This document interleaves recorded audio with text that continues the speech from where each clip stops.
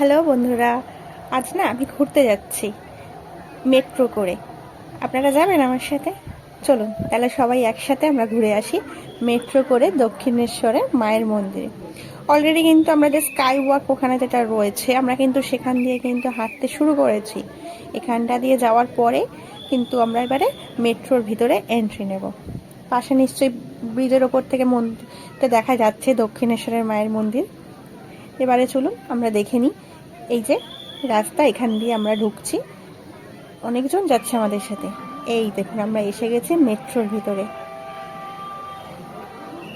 দেখতে পাচ্ছেন মেট্রো পুরো খালি। আমরা যেখানে মনে হচ্ছে সেখানে আমরা সিট নিতে পারি, সেখানে বসে পড়ুন। একটু মজা করছিলাম, আসলে এটা মেট্রো নয়, এটা দুর্গাপুজোর প্যান্ডেল। উত্তর কলকাতার দুর্গাপুজোর একটা প্যান্ডেল করা হয়েছিল কবিরাজ বাগানের, সেখানে মেট্রো স্টেশন করা হয়েছিল। দক্ষিণেশ্বরের মেট্রো আদলে দক্ষিণেশ্বরের যে কালী মন্দির রয়েছে, যে মন্দির রয়েছে মায়ের মন্দির, তার আদলে প্যান্ডেল, এবং তার বাইরে দিয়েছিল মেট্রো স্টেশন আর এই যে মেট্রো রেল। এতটাই বাস্তব প্যান্ডেল ছিল, এতটাই সুন্দর ছিল, ভেতরে যাওয়ার পর মনে হচ্ছিল না কোনোভাবেই যেটা অরিজিনাল মেট্রো নয়। এখানে দেখা যাচ্ছে এটা যে জলের নিচের যে গঙ্গা দিয়ে যে মেট্রো হয়েছে, সেই জিনিসটাকে ভেতরে রাখা হয়েছিল। এই যে ডিসপ্লেটা ছিল, এই ডিসপ্লেটা আছে যখন গঙ্গার নিচের যে মেট্রো রয়েছে সেখানে গেলে এই ডিসপ্লেটা দেখা যায়। তো ভিতরটা ভীষণভাবে সুন্দর ছিল, আর পুরোটাই মানে বাস্তবসম্মত ছিল, বা এতটা অরিজিনালিটি ছিল, ভীষণ ভালো লাগছিল। আর ওখান দিয়ে মেট্রোর ভিতর দিয়ে আসার পর এই যে এখানে দুর্গা মায়ের এখানে পুজো হচ্ছে, মায়ের মূর্তি এখানে রাখা। আর যেহেতু বাইরের প্যান্ডেলটা দক্ষিণেশ্বরের মন্দিরের আদলে, তাই ভিতরে শ্রীরামকৃষ্ণ পরমহংসদেব, সারদা মা, এনাদের ফটো দিয়ে প্যান্ডেলটাকে ডেকোরেট করা। উপরের ঝাড় লণ্ঠন দেখাই আপনাদের একটু ঘুরে ভালো করে প্যান্ডেলটা।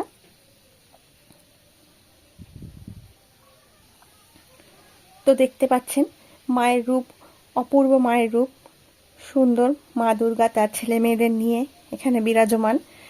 বেশ সাবেকি ধরনের ঠাকুর, তার সঙ্গে ট্র্যাডিশনের ঐতিহ্যের একটা ছোঁয়া লেগে আছে। খুবই সুন্দর ছিল, যে প্যান্ডেলও সুন্দর, সেখানে মাতৃমূর্তিও খুবই সুন্দর, প্যান্ডেলের ভিতরের ডেকোরেশনও সুন্দর, খুব সুন্দর।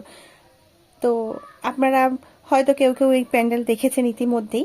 আমার এই ভিডিওটা দিতে একটু লেট হয়ে গেল, কারণ ব্যস্ততার জন্য আর কিছুটা শারীরিক অসুস্থতার জন্য আমি ভিডিওটা পোস্ট করতে পারিনি। তো অনেকদিন ধরেই ভাবছিলাম কবে এটা আপনাদের সাথে শেয়ার করব। তো আজ সেটা করেই ফেললাম। দেরির জন্য ক্ষমা চাইছি আপনাদের থেকে, কারণ দুর্গাপুজো অনেকদিন আগেই চলে গেছে। তো প্যান্ডেল থেকে আমরা বেরিয়ে এসেছি। বেরিয়ে আসার পর এটা হচ্ছে ওই প্যান্ডেলেরই বাইরে একটা মেলা বসে, তো সেই মেলাতে আমার মেয়েরা ওখানে গেল। এই যে দেখা যাচ্ছে ওরা এই ছোট নাগরদোলাটা একটু চড়ার জন্য বায়না করছিল। তো ওদের পাপা একেবারেই রাজি হচ্ছিল না, বলছিল ভয় পাবি।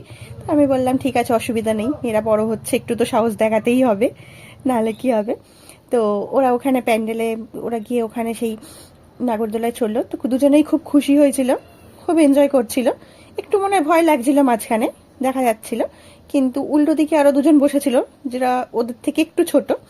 তো আমার বড় মেয়েকে দেখলাম তাদেরকে আবার বেশ সাহস দিচ্ছে, কথা বলছে। তো এইভাবে ওদের কেটে গেল। তো ওখানে ওরা যতক্ষণ করছিল, নাগরদোলা চলছিল, আমি নিচে দাঁড়িয়ে ওদের ভিডিও করছিলাম আর একটু আশেপাশে ঘুরছিলাম। তো আপনারা কারা কারা এই প্যান্ডেলটায় গিয়েছিলেন আমাকে অবশ্যই কমেন্ট বক্সে জানাবেন। আর আর অন্য কোথায় গিয়েছিলেন, দুর্গাপুজো কেমন কেটেছে, সবকিছু জানাবেন। আমার একটু দেরিতে হলো ভিডিও, তার জন্য ক্ষমা প্রার্থী আবার। তো আবার খুব তাড়াতাড়ি আসবো নেক্সট ভিডিও নিয়ে। সবাই ভালো থাকবেন, টাটা।